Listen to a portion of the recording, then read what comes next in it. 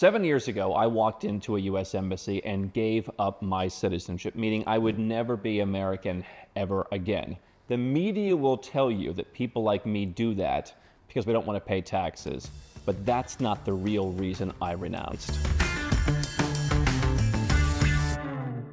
And it's true that the United States has been the only country that, not just since Obama, but since the Civil War, taxes its citizens no matter where they live. That means if you're an American and you live overseas, you can take advantage of the foreign earned income exclusion. You can take advantage of ways that entrepreneurs can significantly reduce their taxes, usually down into the mid to high single digits by living overseas.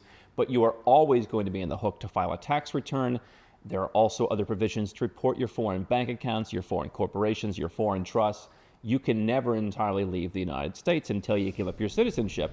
And so because that's become relatively well known, the media has pounced on that and said, well, everyone's leaving because they just don't want to pay taxes. There's more nuance to it for a lot of those people, and I'm going to tell you specifically from my experience. Now, one thing we help people do here at Nomad Capitalist, we help 7, 8, and 9-figure entrepreneurs legally reduce their taxes. And so people assume, well, this guy's business is about paying less taxes, therefore that must drive everything he does. That's kind of like saying you're a porn star, the only thing you can ever think about is effing. It's like, yeah, you probably have a life outside, not that I would know, but you probably have a life outside of being a porn star. And so do I, outside of being someone whose company helps people lower their taxes. Let me tell you a story. I'm 12 or 13 years old, and I've told you for years, my father told me our 5 magic words. Andrew, when you're an adult, you want to go where you're treated best. Don't think you have to stay here in the United States. And I've told you he would come home and he would read articles from various newspapers, often the Wall Street Journal. One day he came home and said, hey, they just raised something called the Foreign Earned Income Exclusion. This is back sometime in probably 1996, 1997. And he said, if you're an American, you can live overseas and you can make, might have been like $64,000 they raised it to back at that time. Now it's double that, a little more. And I said, Dad, I want to be a business guy. I don't want to make $64,1997. He said, well, that's what it is. Now, back then, the United States was absolutely the only country doing this. Now you're seeing France talk about it. You've seen politicians in Australia want to inch towards that. Canada wants to inch towards that. I do think you'll have more broke Western countries where people are angry, and it'll be a pretty easy sell that some rich fat cat living overseas should pay for the privilege of having that passport, even if they're not using the roads and bridges. But way back then, when I was maybe not even a teenager yet, I said, Dad, that's just unfair. And I remember when I think back to that moment, I said something like, well, maybe I'll give up my citizenship. I didn't entirely know what that meant. I didn't know what came with it. One thing, when we made the video saying, I will never return to the United States, I will guess that most people who watched it said, oh, he'll never move back to the United States. And with Donald Trump being elected now, a lot of people are asking me, oh, are you going to move back now? Number one, I gave up my citizenship. I cannot move back. I can get in the same queue as anybody else. Why would I want to do that? Why would I want to come back and deal with all the stuff that I left? But on top of that, I will not even visit. I said I will not come even back and visit. I don't know that I realized at 12 or 13 years old that that was what came with it. Now, you can renounce your citizenship, and if you've got a Malta passport that you get through their donation program, if you've got a great European passport through Citizenship by Descent, we help our clients get both of those, chances are you can go back to the United States. I'm not saying you have to, if you choose to renounce, never go back. I've chosen to not go back. And so for me, that all speaks a lot more to my story than taxes. I think the reason a lot of people decide ultimately to renounce is, they'd be willing to pay something. They don't think it's necessarily right. They don't think that, a country they don't live in should be taxing them when, at least for now, no other country on earth, including other wealthy countries that have good roads and good schools and provide consular support, those other countries don't tax you. If you're a Spanish citizen living somewhere else, Spain doesn't tax you. They tax the hell out of you if you live in Spain, and they make sure they track you down to the day. But if you don't live in Spain, the same way I spent 0 days pretty much every year outside the United States, I spent 0 days back in the US, no other country would tax me under those conditions. But I think what I'll hear from our clients is, hey, I'm happy to pay something. And so right now we have a number of clients that'll pay, 5, 6, 7, 8, 9% on all their earnings to the U.S. because, there's a new requirement that many Americans are going to pay that if they move overseas as entrepreneurs. And I think not everybody's upset with that. Hey, it's a cost of having an option. For me, I would agree with that. I just didn't value the option. And so when I was also about 12 or 13 years old, I had two big, beautiful maps that my mother hung in my room. One was a U.S. map, one was a world map. I could care less about the U.S. map. I looked at that world map, and I looked at all the places that I could go. And as I get older, all the places that I could invest. And when I turned 15 or 16 years old, I was in a health class, and I realized, I talked about this at Nomad Capitalist Live in more detail, I realized I don't want to live in this country. My first thought, as many Americans think, particularly those upset with the recent election, I'll move to London. I ultimately realized, and again, talked about this on stage, that was the wrong decision. London wasn't the place to go. That's where Americans think they should go. But the bottom line is, ever since I was a kid, even though I had some of the wrong ideas about how renouncing and moving to the UK and that kind of stuff worked, I wanted to be out. And I felt that way because I read the headlines with my father of how the U.S. was heading in the wrong direction. They were dropping in the polls. They were dropping in the rankings of which country was the most free for this or for that. And I just thought to myself, yeah, it's a big, bold world out there. This country's had its turn. And there's probably going to be somewhere else out there that's going to do better. I should be a part of that. And oh, by the way, my country's the only one that wants to tax me for the privilege of not living here. How dare they? It wasn't me paying all those crazy taxes when I was 12 years old that said, I'm fed up with this. Yes, I became a libertarian pretty early in life. And yes, I realized that taxation wasn't something that I agreed with. But you know what? There's a lot bigger difference between when I became, in my early 20s and started making decent money and had to write that check for a lot of money.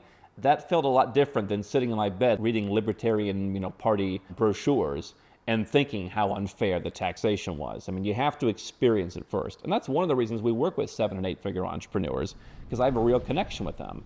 And I understand what you're going through writing those big checks. But for me, it was fundamentally more about the fairness. We don't generally help people from Canada or Australia or France give up their citizenship.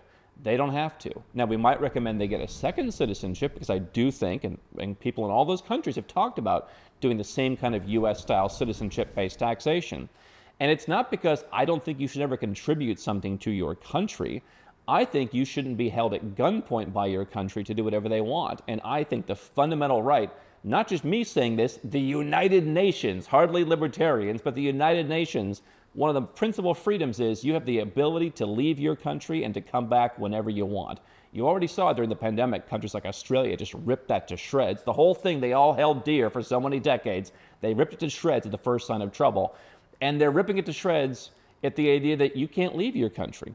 You should be allowed to leave your country if you want to, free from judgment from your government, free from retribution from your government. One of the reasons I won't go back to the United States is I do not want to go as someone who strategically has a number of lower quality passports that equal a really good quality passport. One of the few countries I can't go without getting a visa is the United States. One of the very, very, very few. Do I want to go to a U.S. embassy hat in hand and beg and say, yeah, it's me. It's the guy with the YouTube channel and the business. We're helping all the other people get the hell out of your country. But I'm sure you like me, right? No, the U.S. is a judgmental country. Unlike a Singapore, for example, be like, hey, La, you left. That's cool. Like, come on back. The U.S. would be like, generally speaking, I think they'd be like, yeah, we don't like you. We don't like what you do. Yes, we know you're not going to overstay your visa. Yes, we know you're going to meet all the conditions. Yes, you're qualified for a visa. I guess they'd say, yeah, we just don't like you. Why would I go and put myself in that position to go to a country where here's the reason I left. I ultimately left the country and ultimately decided I didn't want the identity because when I was a kid looking at those maps and reading Wall Street Journal articles with my dad, there were people in my family who did stuff that I thought was inappropriate. There were certainly people in my childhood and in my school environment that did stuff that you could call it bullying. We've talked about that in the past to some extent. This is not about sympathy.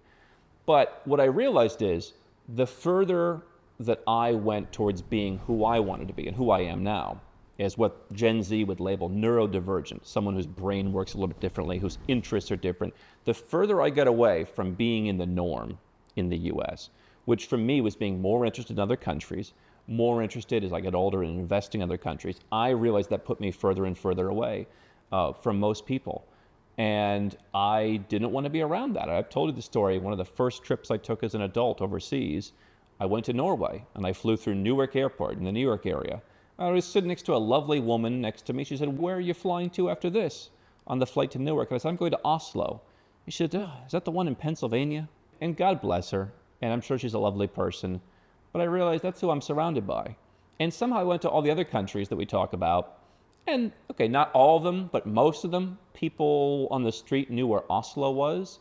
And that's just kind of indicative of a wider story of being able to talk to people about geography and geopolitics and world affairs, to where I just felt more comfortable being in other places. I felt more cared for.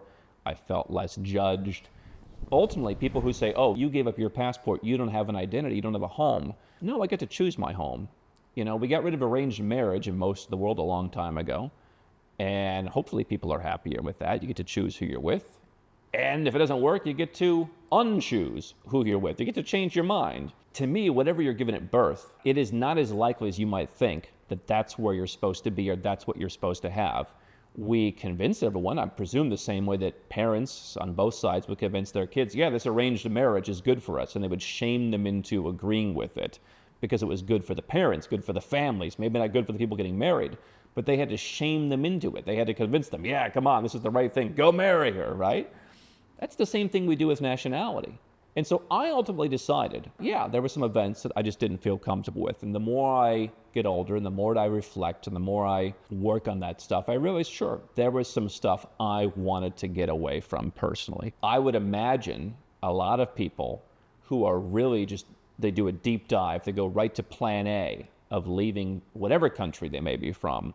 There's probably some trauma in their lives. I think, people ought to work on that, because you want to move overseas and you want to use it as a chance to reflect and be a better person. I think if I went back to the United States today, I would go back into that mindset of feeling like I don't belong. The same way that, sometimes you talk to people from your childhood and you kind of revert to how you talked to them, like where you were when you last talked to them. I think if I went back to the United States, I would revert to where I was then. I think I'm a much stronger, more self-aware person now, and living overseas helped me do that. And so those are all the reasons that I wanted to leave the United States. Yes, our business helps people reduce their taxes, because one of the first questions I had when I realized, hey, I'm traveling the world, I'm meeting people that I understand better, having better communications, feeling more at home. If I move overseas, how do I handle my taxes? And over the series of my entire life, both wondering how it works, wanting to follow the law, and yet not always agreeing with the law, not agreeing with how the U.S. does taxes, but also having a healthy distrust of the U.S. government and seeing their heavy-handedness, all along the way, I've had to figure out my taxes, I've had to figure out bank accounts around the world, I've had to figure out corporate structures, and every step of the way, I've learned more. That's what we help people figure out. For sure, I was against the crazy level of high taxes in the U.S., but by moving overseas for a long time, I paid basically zero every year as an American. Now, you might ask, why would you give up the citizenship? Now, there were some benefits that, again, you don't fully realize until the citizenship is given up. One of them was I have more control over my money. I don't have to have some of the more restrictive structures that allowed me to pay zero as an American, and maybe in your case now would allow you to pay small amounts. Again, I don't think that's fundamentally right. If the U.S. just said, hey, listen, here's the price of citizenship, pay us $100,000 a year or pay us $5,000, you might say, hey, that's a worthy insurance policy. And again, some of our clients do. I'm happy to pay 5%. We had one guy, he's going to have to pay about 5% of his income to the U.S., and he's going to have some kind of restrictive structure, which worked perfectly for his situation. He's like, you know what? I don't agree with it, but 5%, who cares? That's the price of being an American. For me, who didn't feel like I connected with most Americans, I connect with the very, very niche population that is our clientele, that are the Americans that come to Nomad Capitalist Live. I connect with them. There's a reason people in our audience from the U.S. are coming to Nomad Capitalist Live, because most people in the U.S. don't agree with them or even understand them. That's one of the benefits of getting 800 people under one roof is, hey, finally some people who get where I'm coming from. And so I think that was a big reason. I don't see the point, in my case, to want to pay tax, not because I'm against paying 5%. I will gladly pay 5% to a country that I want to live in and where I think they use the money properly. And I'll get back to that in a minute. It wasn't the U.S. for me. And so ultimately, the idea of having an identity, which I didn't feel connected with, showing that passport at passport control, okay, what do you care what some immigration guy says? Well, it just became uncomfortable. And I'll tell you what, I've hosted parties around the world, and every once in a while, particularly in Europe, someone will pipe up and they'll say, oh, because of my accent, who are you to talk about this or that issue with what your country does? And I'll look them in the eye and say, you know what? I had the balls to do what you could never do, Austrian woman. Give up your Austrian citizenship, and then you'll be compelled. You'll be compelling to listen to on positions against Austria. I gave up one of the best passports in the world, according to most people, because it didn't serve me. I didn't want the identity. And yes, I think it's unfair. All the different policies, not just taxation, the fact that you've got to file so many forms to pay zero tax, the fact that you can't live overseas and have any privacy, that's a much bigger issue. The fact that I had, as I opened bank accounts around the world, because I believe in diversification, because yeah, you know what? I think the US government does some nasty stuff, and I want to protect myself from that. Not because I do anything wrong, but exactly because I do everything right. That I want diversification out of the US financial system. And then you got to file a form every year listing all your bank accounts when none of the banks outside of the US understand how to make it easier for you to file that form. They'll open up, 10 different accounts for you. Now you got to keep track of 10 different balances just in one bank every day. What was the highest day? It just became too much. And ultimately, here's why I'm not left wing or right wing. Who made the most regulations that finally pushed me over the edge? It wasn't Obama. Yeah, Obama did put in FATCA. That was pretty bad.